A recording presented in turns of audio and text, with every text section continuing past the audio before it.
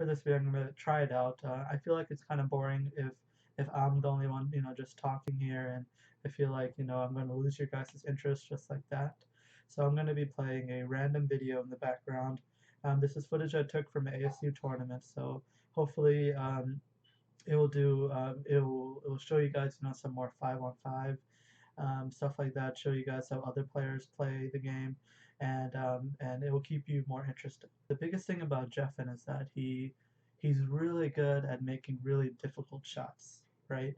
He's really good at making those shots where you're like, there's no way he makes that, and then he makes it.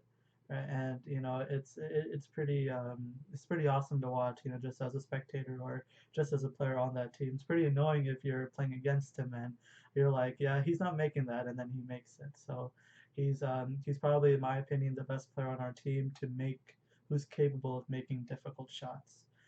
Um, and all that sounds good, right? But difficult shots are difficult, right? He's not like there's few players in the world, and we're talking about in the NBA all over the world, who can make difficult shots on a consistent basis.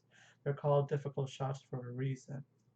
And I think a lot of times Jeffin feels forced to make those difficult shots. Like he feels like he has to make that shot with a defender in his face, or a defender or two defenders in his face. Like he has to make that shot.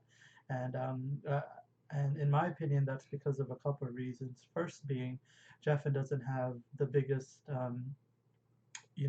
repertoire when it comes to his offensive game. He doesn't have a lot of moves, or he doesn't because when you're doing the same thing over and over again, it means that you're limited in some way.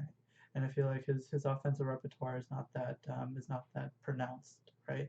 And another thing I feel like he has to do it is because of us, is because of our team offense. Our team offense is very stagnant, meaning that we don't move without the ball very well. We don't you know, we don't do a good job in that. We do a lot of ball watching. We do a lot of standing around. All right, so a clip to kind of like explain this about our stagnant offenses. This is a clip from San Francisco, and I'm gonna pause the video right here. Okay, now right here, Jeffin has the ball, right, and we're all watching him. This is PK. PK is watching him. Reeve is watching him. I'm watching him. Aaron's watching him. We're all watching the ball handler. We're not moving without the ball. We're saying, hey, we're going to give the ball to one person and we're going to let that person do something with it, right? Um, Vice versa. Let's look at this is a clip from the Warriors. This is actually Kobe Bryant's clip. He does a little review of the Warriors offense. It's really cool. I already linked it to B team. I'm also gonna link it to people on the players on A team, and so this is I'm not gonna play out the clip. So, but what I want to highlight is so Draymond Green has the ball right here, right? Look where everyone else's eyes are. Klay Thompson is looking. Um, they're not looking at Draymond Green. They're not looking at the ball. They're looking away from the ball. They're looking how the play is developing. They're looking, should I, move without the ball? Should I stay where I'm at? Is there going to be a drive happening? They're thinking about those things, right?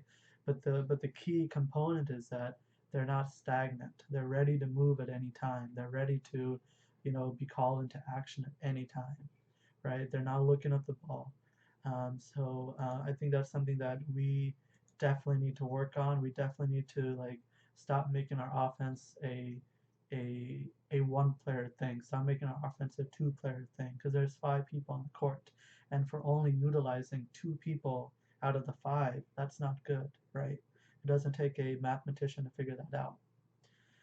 Another thing that Jeff needs to work on is his finishing ability.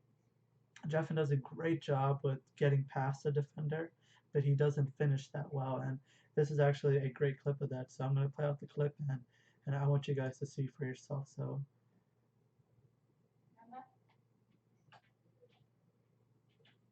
So as you can see, so Jeffin's at the top of the key. He gets past his defender. This is a really good drive. He has all this open lane. So he gets past his defender really well, and this is an easy make. This is a layup. You know, this is something we practice a lot, but Jeffin is not very good at finishing the play. So so my tips for this particular problem is look how he shot this layup, right? And you hear me talking about this a lot. Uh, he he doesn't use a backboard, or does he? No, he doesn't. He doesn't use the backboard at all. So, using the backboard is important. It just makes it so much easier for you. It makes it, it's there for a reason, So, for those layups, using the backboard more is going to help you out a lot. And just knowing when you have to pull the trigger. If you're going to the basket, if you get past your defender and you're going to the basket, maybe the best play in that scenario is not necessarily making the shot, is maybe getting a foul call, is maybe going to the free throw line, or is maybe making a float or something like that. So, and this also goes into the first problem I said with Jeffin, about how he goes for a lot of difficult shots. Just expanding your offensive repertoire, adding more shots into it, adding a floater, or adding, just stuff like that, just expanding on it more. All right, so there's Jeffin's portion.